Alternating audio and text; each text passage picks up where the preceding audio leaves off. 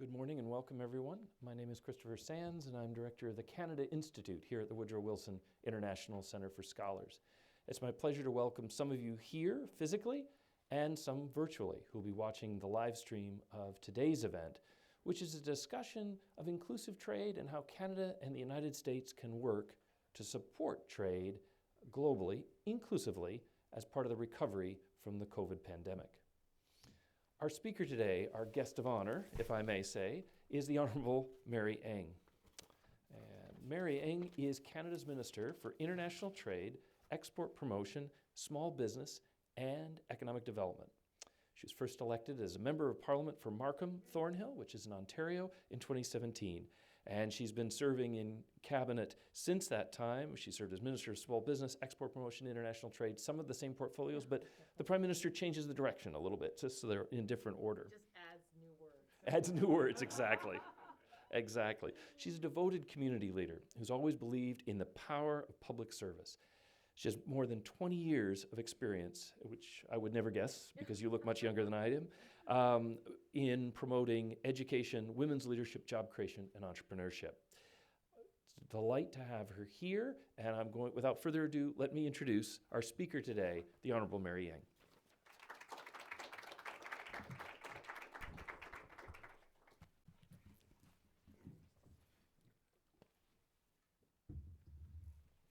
Well, thank you so very much. Chris, you're a little higher than me, so a little taller. Virtually everybody is, so I'm just going to do a little adjustment here of the microphone. So it is wonderful to be back here at the Wilson Centre, and particularly with the Canada Institute for co-sponsoring this terrific event. It's also great to be here alongside University of Toronto's Munk School of Global Affairs. So I want to thank Peter Loewen, who is also here with us today, and I'm really looking forward to our conversation a little later in the program. And of course, also with us is Canada's ambassador to the United States. Ambassador Hillman is here. So welcome, Kirsten. It's nice to see you in the audience. Both the Wilson Centre and the Munk School have stellar reputations for providing the highest quality insight and analysis on Canada-US relations. Your work always strengthens the relationship between our nations, and it helps us move forward together. So it really is my honor to be here with all of you today. Before I begin, let me take a minute to acknowledge the circumstances in which we meet. The Russian invasion of Ukraine, now in its 5th day, is the gravest threat to European and Atlantic security in decades. Canada's Ukrainian community numbers more than 1.3 million people. Our two nations' histories are deeply intertwined. Russia's egregious actions are profoundly felt in homes and communities across Canada. In response, Canada has joined its allies in applying pressure against the Russian regime. We are seeing the impact of those measures on the global markets. Russia's invasion of Ukraine is a direct challenge to rules-based international order, and it cannot be allowed to succeed. Canada will continue to take further action as circumstances warrant. Alongside America and our allies, Canada stands against authoritarianism and with a free and democratic Ukraine. I'm here to talk to you about trade. And amid all that is happening in the world today, here's a crucial development that has largely been overlooked. Last year, Canada and the United States set new records for mutual cross-border trade. In 2021, for the first time ever, Canada's exports to the United States surpassed $450 billion. And our imports from the United States also approached all-time highs at nearly $300 billion. Of all the goods and services Canada imported from around the world, half came from America. And as it happens, while our economies were busy setting new records for trade, they both experienced tremendous growth. Canada's economy grew by 4.9% last year, and America's economy grew at a similar rate, its best since 1984. This is not a coincidence. The evidence is right before our eyes. This is trade at its best. Trade that creates growth and prosperity for both partners. And it's made up of thousands of individual success stories. So let me tell you about one of them. It's happening right across the Potomac in Arlington. There, Amazon is building its HQ2 facility with the help of a Canadian company called Carbon Cure. Carbon Cure's groundbreaking technology injects carbon dioxide into concrete, taking harmful greenhouse gases out of the environment. It also makes the concrete stronger, which means builders can use less of it. Carbon Cure's innovation improves quality, and it lowers the carbon footprint of every project. And Amazon's HQ2 is just one of hundreds of projects under construction across North America that is using this technology. Carbon Cure's technology is assembled in Canada's East Coast in Dartmouth, Nova Scotia, using parts sourced by an American distributor. The CO2 tanks used in Carbon Cure's process are manufactured by multiple U.S. companies, including Hellget Gas of Omaha. This is a perfect example of how free trade enables all of us to build back better together. Free trade quickens the pace of innovation, it's creating and sustaining jobs in multiple communities, and it is contributing to the fight against climate change. This is the human dimension of trade. It's prosperity for innovators, for go-getters, for business people, and for workers. And it's stories just like this one, taken all together, that add up to this past year's economic growth and recovery. Canadian and American businesses have earned this success. They have shown tremendous resilience and perseverance through all that they have faced in these last few years. And they've continued to be resilient in the face of recent illegal blockades. Those blockades have ended. Our trade corridors are once again open, and they will remain open to protect our mutual economic recovery, to keep supply chains flowing, to keep businesses operating at full capacity, to keep people working, and to secure our mutual success. Because for Canada, trade is more than numbers on a ledger. Canada has been a principal champion of the rules-based international order for decades, and we've never wavered in the face of challenges. Free trade wasn't easy to land in 1988 with the original Canada-US Free Trade Agreement. It wasn't easy with the Canada-Europe Trade Agreement in 2016. It wasn't easy in 2019 with the new Canada-US-Mexico Agreement, and it isn't easy in 2022. But Canada is undaunted. Canada will continue to make the case for open, rules-based trade. I believe it's more important than ever to make that case because there are new challenges to confront. Big picture challenges that will set the course of international trade for years to come. From my vantage point as trade minister, there are three big global challenges impacting international trade right now. The first challenge is the lingering impact of the global pandemic. In the first 6 months of the pandemic between March and August of 2020, some 97 countries implemented more than 200 restrictions on cross-border trade. Some of those restrictions are still in place. Those trade restrictions are really supply chain disruptions. And the trouble with supply chain disruptions is that they spread. A backed-up port in Asia can lead to empty rail cars in Ontario and idle factories in Ohio. And even as the COVID-19 pandemic fades, supply chain disruptions persist. First it was PPE and ventilators, now it's semiconductors to breakfast cereals. Global supply chains must flow smoothly and seamlessly, just as they did before the pandemic. Not just at the Canada-US border, but around the world. We need greater resiliency throughout the trading system, and we need a firm sense of purpose among trading nations in order to counter the pandemic's lingering and persistent impacts. So that's the first challenge. The second challenge is the digital economy. The digital economy is not just a new sector of economic activity. It is now an entire global economy all on its own, running parallel to the traditional economy. And it is not properly supported by existing trade structures. So governments must work together to give structure to the global digital economy. We need common protections for personal data, for intellectual property, for e-commerce. We need common standards for network security and for dealing with online misinformation. Most importantly, we must open cross-border market for entrepreneurs, for startups, for scale-ups, not just for the big technology firms. The benefits of digital trade need to flow to people and to businesses of all sizes. And that's our second challenge. And the third challenge is great power competition. This particular challenge reaches beyond trade, of course, to matters of diplomacy and security, but it can also have tremendous impact on the rules-based trading system. That's a concern for Canada, just as it is for most countries in the global community. The decisions great powers make in relation to each other can have seismic effects on the rest of us. So we all watch it closely. That's the third challenge. So these are the key items on the trade agenda. Rebuild and secure global supply chains, give structure to the digital economy on a global scale, all in the midst of shifting great power relations. So this is doable, and we simply have to do it.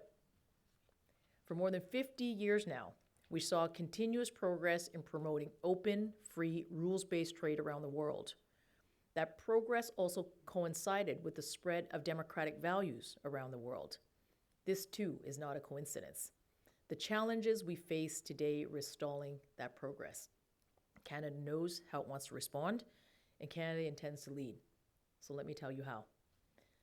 Princeton's John Eikenberry, a former Wilson Center Fellow and a leading scholar on international affairs, recently summed up the challenges facing the world in a single sentence.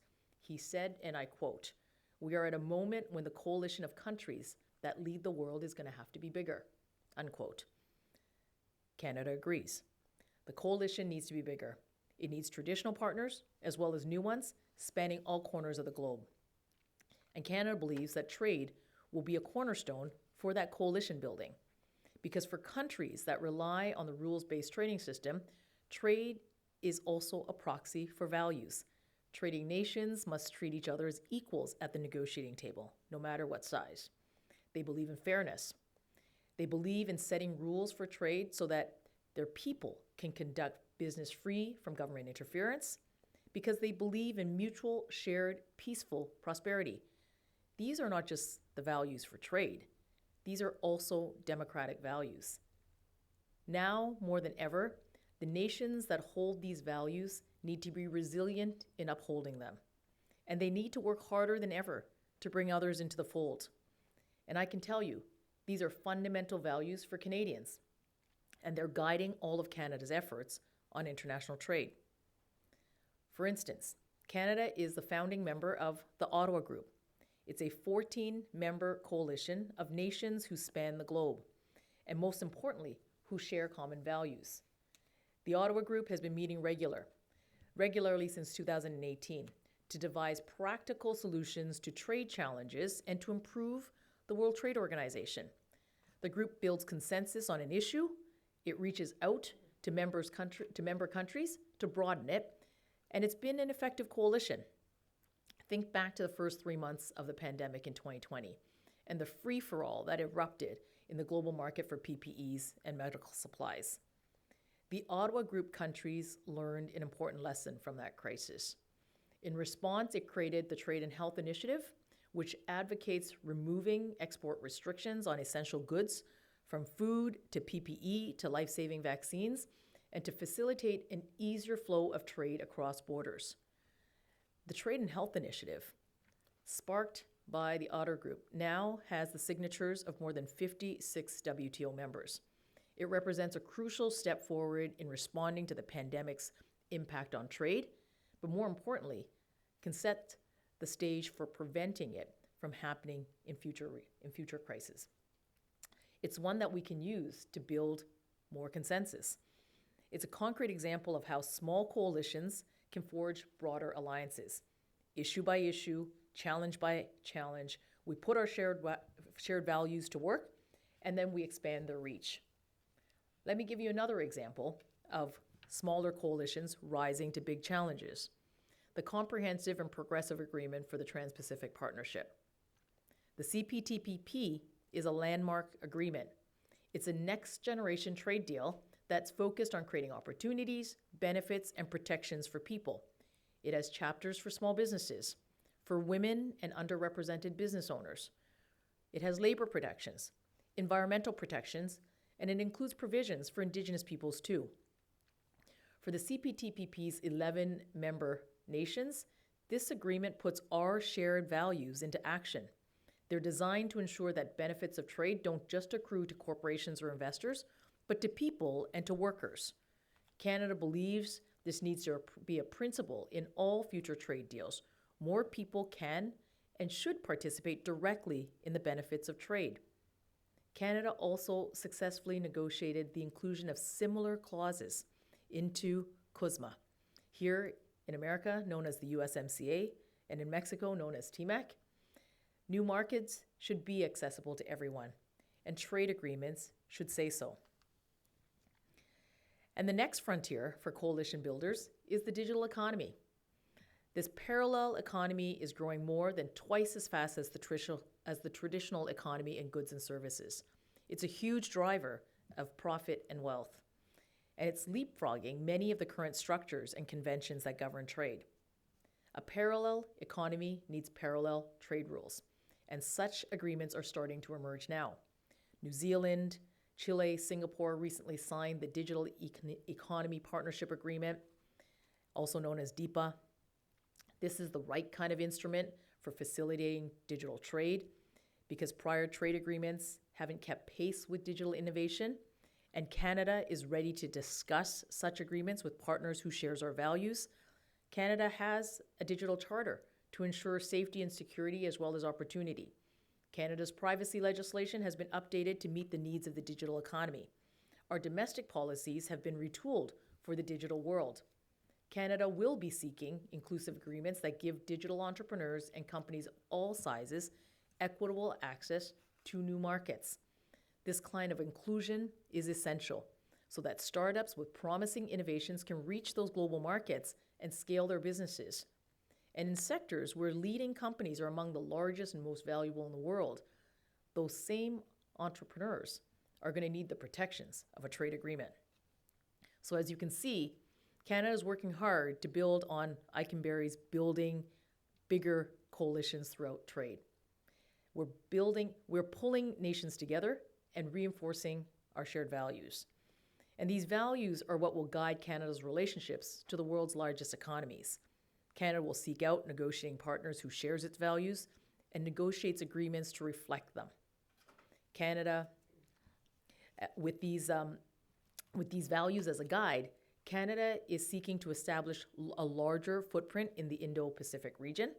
Our government has recently embarked on bilateral negotiations with Indonesia, with the Association of Southeast Asian Nations, or the ASEAN, and what we will negotiate with them, in keeping with our values, are comprehensive and progressive trade agreements with high standards for labor, for inclusivity, and for the environment. We believe that these negotiations will be successful, and it is all part of building that bigger coalition. And finally, values will also guide Canada's relationship to the United States.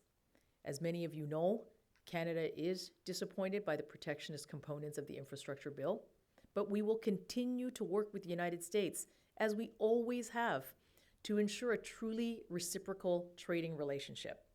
For the last 35 years, no other trading partner has provided American workers, businesses, and investors with the same reliable protections as Canada, because reciprocity is one of our values, and I know that America shares our values. Last week marked the first anniversary of the roadmap for a renewed Canada-US partnership. In its introduction, Prime Minister Trudeau and President Biden said, and I quote, "The partnership between our countries endures because we invest in each other's success." There's no better proof of that than our record-breaking progress of this last year. And there's so much behind those numbers. When we trade, we're supporting jobs and investment. We're eliminating forced labor in our supply chains. We're protecting migrant workers and the environment and beyond. It's more than words on a page or dollars on a ledger. It's shared values in action. And in this moment, in North America and around the globe, we need to buttress our commitment to those values, because we are proof to the world that open, rules-based trade works.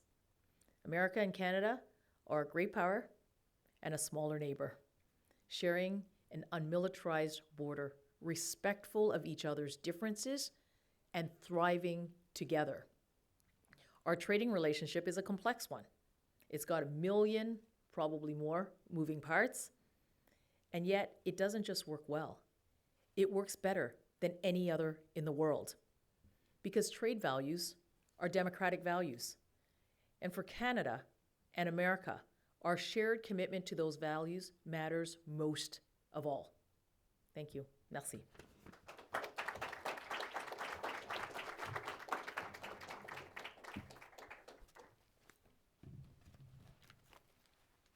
Thank you very much, Minister, and I want to invite Peter Loewen up to the stage, and we'll sit and have a little Q&A, if that's all right. Make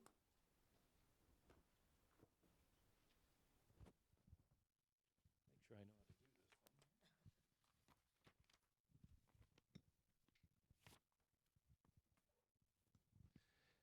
this one. Is this microphone working? Am I doing the right thing? Thumbs up from everyone. Excellent. Thank you very much. Minister, so nice to see you again. It is absolute. Oops. I should deal with all the paper in my hand. Well, it is really, really terrific to be here and to see you, Chris. And it was only just right before the end of last year that I was here. With, of course, with our ambassador, but the Prime Minister was here. Some of my ministerial colleagues were here. It's always wonderful to have the insightful conversations and questions that, the difficult questions that we always get at the Wilson Centre. Well, it was great because when you came with the Prime Minister, it was your second visit to Wilson that year because you'd come previously, virtually, to be part of our USMCA one-year birthday celebration. So we're listening to you all the time. So I really appreciate you coming back so much. Your talk today really focused on some of what Canada's trying to promote in the international trading system. Can you talk a little bit about the reception that has been getting from the Europeans and others in the Ottawa Group and beyond? You really are a leader in this area. Are there followers? Yeah, I would say so. I mean, if you look at the trade agreements that Canada has negotiated, so whether it is with the European Union through CETA or the CPTPP that I just referenced, and the elements that that made its way into the newly renegotiated NAFTA, these elements of inclusivity are very much a part of the design in the way in which we are doing trade. And what does it really mean? It really means that, and I think this is a shared value among our trading partners, to create opportunities where everyone can participate in the economy and in the growth of their economy, and doing that through international trade. But having standards that care for labor standards, standards that have a regard for the environment. So these are now what I would say standard. We promote it. I think about what we do with other members, other WTO members, in initiatives that include inclusive trade agenda, for example, trade and the environment. So it is what Canada is doing, but we certainly are doing it with like-minded colleagues and countries all around the world. And that's got to be so important after COVID as we try to recover. Can we recover without a big change in the trading regime? I wonder if that's even possible. Well, I think the recovery has to include people in our economy. And that includes women business owners. It includes, in Canada, Indigenous businesses. It has to include racialized, Black-owned enterprises. And businesses where new immigrants to Canada can indeed build out of COVID-19, and to find that prosperity, to find that economic prosperity going forward. Mm-hmm. Excellent. So we're joined here by Peter Loewen, and for those of you who do not know, Peter is one of Canada's best scholars in studying the United States and studying U.S. foreign policy. A real pleasure to have you here, Peter. He's also director of the Munk School for Global Affairs and Public Policy. A new title for you, Peter. Congratulations. Thanks very much. Yeah. I wanted to ask you a question, and of course, get you into this conversation asking questions of your own. But in particular, in the United States, President Biden has talked about a trade policy for the middle class. Do you see overlap between that goal and this idea of inclusive trade that Canada's putting forward? Do you see those two working together? I mean, I think they can. I mean, I think the backstory to this, in some ways, from a Canadian perspective, is that we're quite a good country at signing trade agreements, and from the beginning of the 2000s through to now, Canada's negotiated 4 or 5 dozen trade agreements. None of them with the profile of CETA or with the renegotiation of NAFTA. Normally, it's done very quietly. Ministers have their hands on the file, but a very capable staff at GAC just goes out and signs these agreements. So, I think absent that kind of really strong bureaucratic competence, we can drive it at the political level as much as we want, but we've got to be able to execute on agreements that are increasingly detailed and complicated. So thankfully, I think we've got the track record to do it. I think the difficulty of it is, and it's the one that's posed by your question, is that the more we layer in goals into trade agreements about who should benefit from the distributional consequences of trade, we kind of there's 2 sets of risks there. One is that I think it starts to favor incumbents more than it does challengers in the economy. People who will get involved in the process of rewriting trade agreements, generally incumbents are going to do better than businesses that don't exist yet, just as a matter of kind of the logic of creative destruction. That's one challenge. And the other is that we start to get into conflict over this, right? And I think you see outlines of this in terms of NAFTA, for example. So if you take the way that NAFTA prized the auto industry of today more than it did other industries, and it's a huge industry for all 3 of those countries, and really has the historical animation of those trade agreements. That takes up a lot of oxygen in terms of how we think about who should be favored in a trade agreement and how the rules should be structured.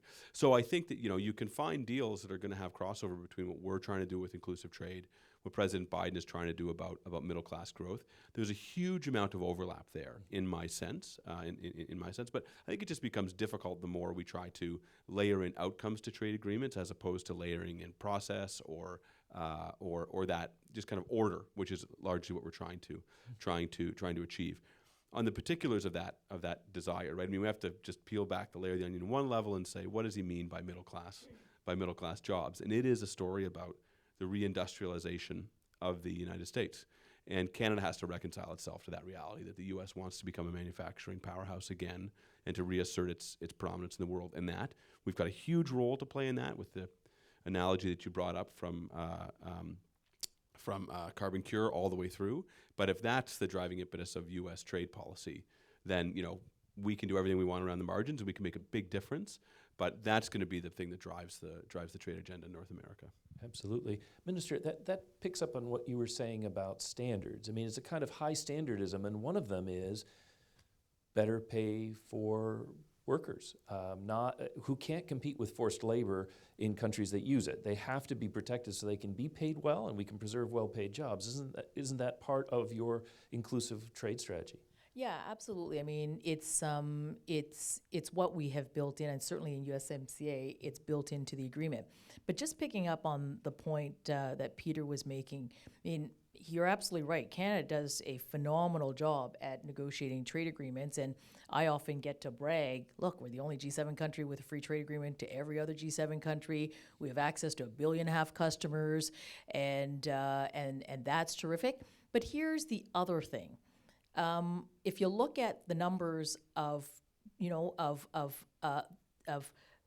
the number of traders in the country, like, we can do a far better job. 12% of SMEs in our country trade. So the reason that I am Canada's small business minister and international trade minister is precisely to design public policy in such a way that ensures that those tools that are there are available to the new class of traders, which would be, digital entrepreneurs that are starting, and how do they get into entry. You look at agri-tech entrepreneurs who are working alongside a incredibly successful trading sector of, in our country, and how do they get into markets in those, whether the market is here in North America or whether the market is in Europe or elsewhere. So my job actually creates is that intersection. I often describe my job as Canada's Minister of Startup, Scale-Up and Access New Markets, because it really is about making sure that our public policy domestically is creating the tools and the supports in such a way that helps that front door for our businesses to get access and understand the benefits of trade. So it actually is understanding it. So if you look at the chapter that we have, that's a new chapter in the USMCA, which is specifically about small and medium-sized businesses, where the committee between the three countries is a very, it's set out. We are deliberately working three countries together to make sure that we are promoting and creating tools so that our businesses, our small businesses, actually understand where those opportunities are and how to take advantage of them, and how to deal with issues that elude businesses. You take a look at women entrepreneurs. Access to capital is an issue. Access to business networks are an issue. Access to to mentorship to really grow and scale and get into those business networks in the other economies has been a real challenge, and actually is eluding our ability to grow. And it is precisely, on the one hand, trade agreements, which we continue to do an excellent job at, and yes, thank goodness we have this incredible asset in Global Affairs Canada. But it's an asset that is not only situated in Global Affairs Canada, resident in Canada.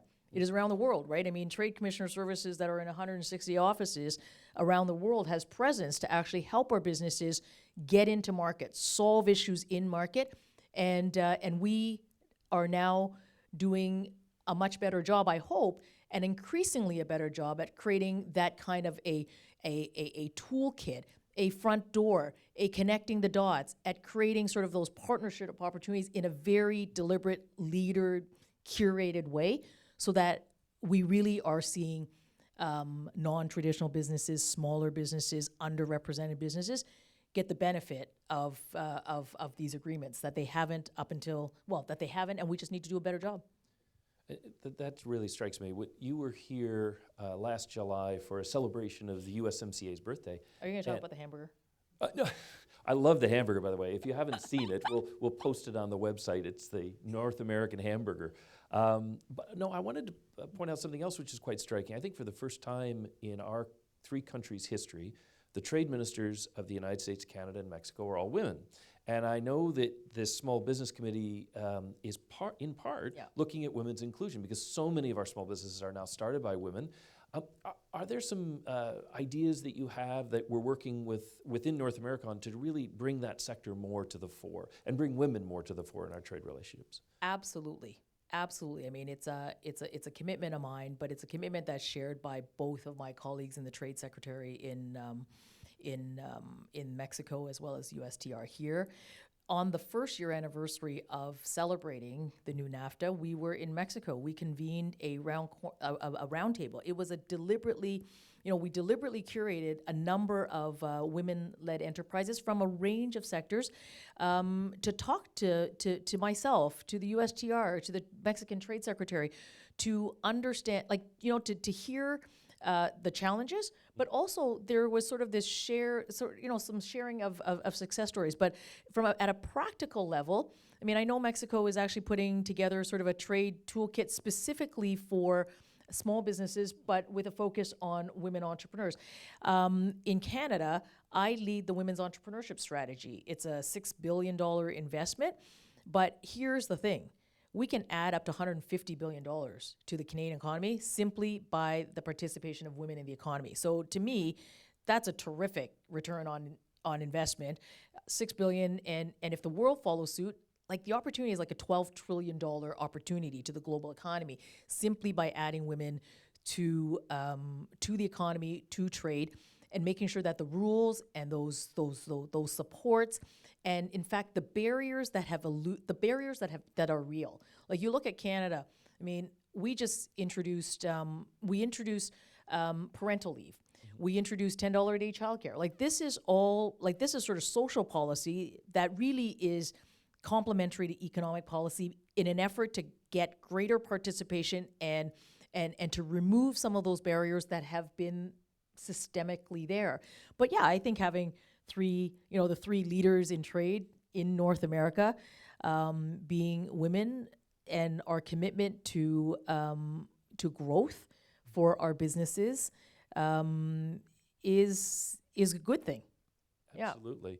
Peter, you must be like my school, Johns Hopkins SAIS, where at the Munk School, probably half your students are women. What are young women thinking about trade, not only in terms of participating in small businesses? I think 67% of our job creation is in small businesses, but also in terms of careers in public service.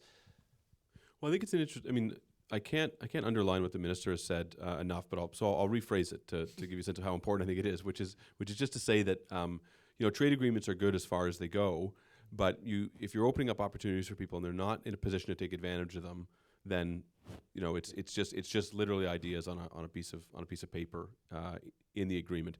So I think the way we can think about this is that all these transaction costs are lowered now for women who are running small businesses and small businesses in general, and that's the challenge in Canada, is getting our small business rate up to anywhere approaching where the U.S. is to have its dynamism in that form of business. Then there's a trade agreement waiting to be utilized, right? I've not asked or been asked by any students about how trade agreements matter for them in some sense, but we've got an untold number of young people in our schools, women and men, who are remarkably entrepreneurial. And this is almost the way we should think about trade in the following way, that we ought to get to the place where it really is an afterthought for a person who's starting a business. They should imagine being able to start a business in Toronto and transact across North America, to supply, to source things from across North America, to share labor across North America, which is the really difficult thing to do, and to imagine businesses that are not constrained by the arbitrary border that we put up at Pearson or at the 49th parallel. So I think the fact we don't talk about it is probably indicative of something.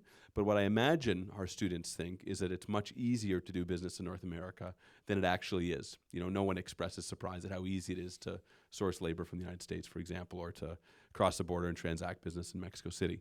So I think what the minister's doing here, and it's really a genius move for the Prime Minister to have her in two roles, is really capturing what our dual challenge is here, right? Which is continuing to keep trade corridors open and opportunities for trade open for new businesses, not existing businesses, and then inspiring young people to start these businesses where they can actually go out and have a global market in front of them. Mm-hmm.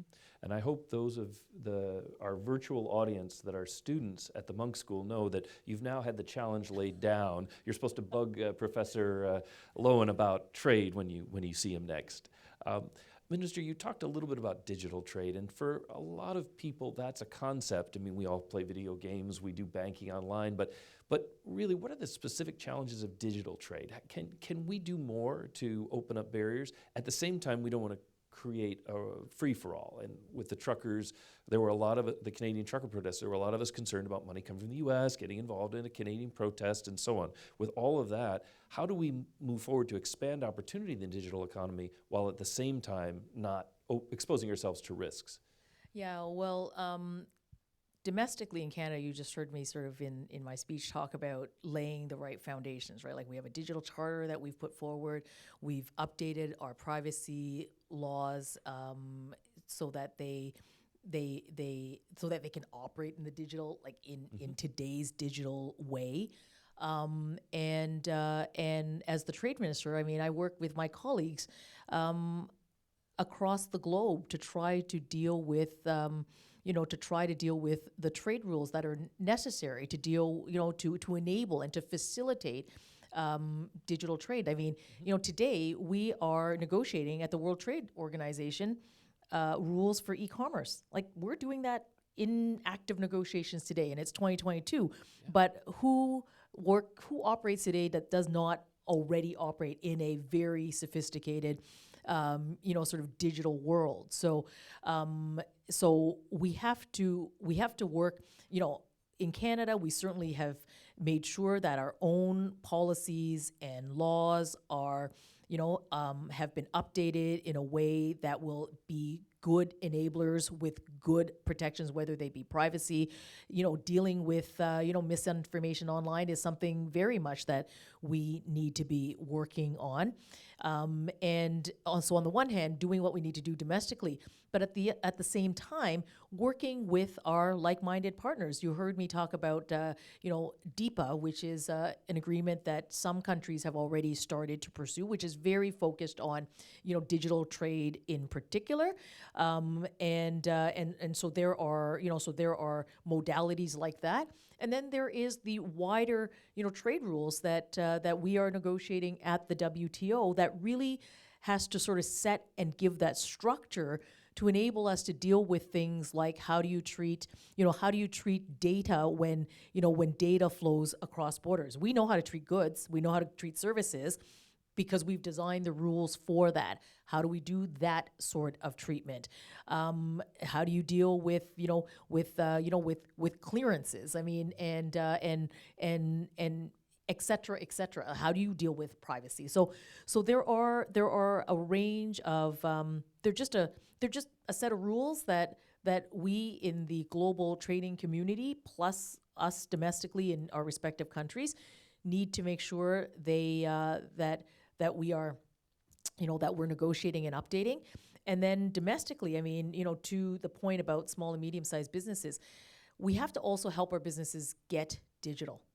Like, some have done well, and if you look at some of the numbers in the pandemic, like, we have seen an exponential growth. Some of the numbers I saw sort of midway through the pandemic, which sort of led to then what was a budget, announcement last year. But we saw growth in digital, like in just digital business growth. We saw more growth in a year period than we saw in the preceding decade. Like, that's the order of magnitude, precisely because of the pandemic. So in last year's budget, we committed to a $4 billion investment in Canada to help businesses go digital. So that will be Main Street businesses that will take on e-commerce, for example. I mean, I sort of call it a brick and a click, right? I mean, you're in a Main Street store, but then you can click and you can actually access a digital store, but also accommodate for things like curbside pickup and that sort of thing. And then other businesses where going digital, whether it is, sort of tracking their supply chain or, adding AI into it, creating greater sort of mechanisms, is what is needed to compete in today and in the future economy. So rules on the one hand, and creating capability and supporting that capability so that your businesses can actually take advantage of what the word already is and will increasingly be more of. Fantastic. Now, I know, Minister, you've been very generous with your time, and I know you have other meetings to get to, so I want to ask an exit question of you both, and that is a little bit on your personal biography. You were born in Hong Kong. You're one of many Canadians who have roots outside Canada itself. To the extent that Canada has fostered a multicultural society, do you think that's an edge for countries like Canada and the United States in terms of trade because of those cultural links, those language skills and other things? I want to start with you, Peter, because you see this in your classrooms, and then give you the last word on that. How does multiculturalism position Canada and the United States well for global trade? I appreciate the question, and I have a family that's half from Macau, so it matters to me personally as well. No, I think we should be very bullish and very proud in Canada, as we should the United States, as we should in the United Kingdom, and in other similar countries, to have built out successful multicultural democracies from places that looked much different than they looked 30, 40, 50 years ago. I think our countries frankly have a real challenge in figuring out what that looks like in a world that's becoming more polarized and in a world that's becoming less democratic on some vectors. I think figuring out how countries like ours deal with diasporic politics and deal with the fact that we have connections all over the world is an obligation. But the flip side of that obligation is we've got the great privilege of being connected to people all over the world. You see it in our classrooms. I certainly see it in my children's classrooms when I look at them, and you see it on not only the streets of Toronto, but you see it in small towns all over Canada. I think we have to be very clear-eyed about the benefits and the potential risks of having populations that are in and out of our country all the time. But if you could turn back the clock 50 years ago, what would you change, right? If you saw this was going to be the outcome. It's been a remarkable blessing, not only to Canada, but to the United States and other countries that have decided to become more, not less diverse. Minister, last word to you. So I think it's an absolute advantage for Canada. And having, I mean, I think about my own riding, it is incredibly diverse. I think over 70%, over 70% of the constituents in my riding were born outside of Canada. So they are South Asian, they are East Asian, and it's absolutely terrific. And you know, we are a growing community, high tech corridor. And many small and medium-sized businesses. And if you were to ask them, those that have been there for a long time, as well as those that are sort of, popping up, why did you choose? It's because of the human capital. And that human capital that comes around the world is advantageous to particularly some of the companies that you're seeing grow today. And here's the other practical advantage, and the company's name just escapes me for a moment. But it is, there's a cluster sort of in Western Canada, sort of in Vancouver, that actually does a lot of gaming. Well, they write games for the world. But why is it such an advantage? Because they can actually write it in the various languages and understanding the cultural exigencies because of that very multilingual, multicultural dynamic that is that part of the country. But dare I say, it's like that all across the country. So I think Peter is absolutely right. It is how do we keep harnessing that great asset for Canada, but indeed for other countries like ours, like other countries like the UK, like the US and others, and it really is an advantage, and we need to do more. That's a tremendous inspiration, and I'm really pleased that your vision of inclusive trade is inclusive of the United States, inclusive of this partnership, and inclusive of the Wilson Center. Welcome back. Thank you very much. Come back anytime. Thank you so much, Chris, and thanks, Peter. It's great to be here.